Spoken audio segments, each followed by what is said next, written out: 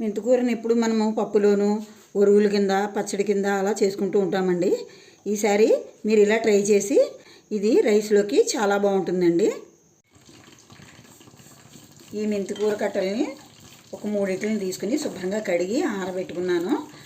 తడి ఆరిన తర్వాత వాటిని తీసుకెళ్ళి ఒక డే అంతా ఎండలో పెట్టానండి. దాన్ని మిగిలిన తడంతా ఆరిపోయేదాకా వేయించుకుందాము. ఇది క్రిస్పీగా వచ్చేంత వరకు హై ఫ్లేమ్ మీడియం ఫ్లేమ్లోకి మార్చుకుంటూ వేయించుకోండి. వేయించి తీసి పక్కన పెట్టేసుకోవాలి. ఒక ప్లేట్లో పోసేసుకుందాము. అదే ప్యాన్లో ఒక 20 వరకు ఎండుమిరపకాయలు తీసుకుని డ్రైగా వేయించుకోవాలండి.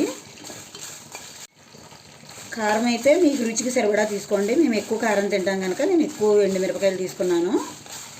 కలర్ మారాక వీటిని వేరే ప్లేట్లోకి తీసుకోవాలి. అందులోకి 2 స్పూన్ల వరకు శనగపప్పు, 2 స్పూన్ల వరకు మినపప్పు వేసి వేయించుకోవాలి. 1.5 స్పూన్ ధనియాలు వేసి ఒకసారి వేయించుకోండి. 1 స్పూన్ జీలకర్ర కూడా వేసి 2 స్పూన్ల వరకు నువ్వుపప్పు వేసుకోండి, తెల్ల నువ్వుపప్పు. ఈ నువ్వుపప్పు చిటపట్లాడాక స్టవ్ ఆఫ్ చేసేసి వేరే ప్లేట్లోకి తీసేసుకోండి. 30 వరకు వెల్లుల్లి రబ్బలు వేసి వేయించుకుంటున్నాను. కొంచెం చింతపండు, రుచికి సరిపడా సాల్ట్, నేను కళ్ళుప్పు వేసుకుంటున్నానండి. వేసి ఒకసారి వేయించుకోండి. ఈ వేయించి పెట్టుకున్న ఈ పదార్థాలన్నీ చల్లారబెట్టుకుందామండి. బాగా చల్లారిపోయాయండి. ఇందులో ముందుగా వేయించిన ఎండుమిర్చి, తర్వాత మిగిలిన పోపు దినుసులన్నీ వేసి మిక్సీ చేసుకుందాము.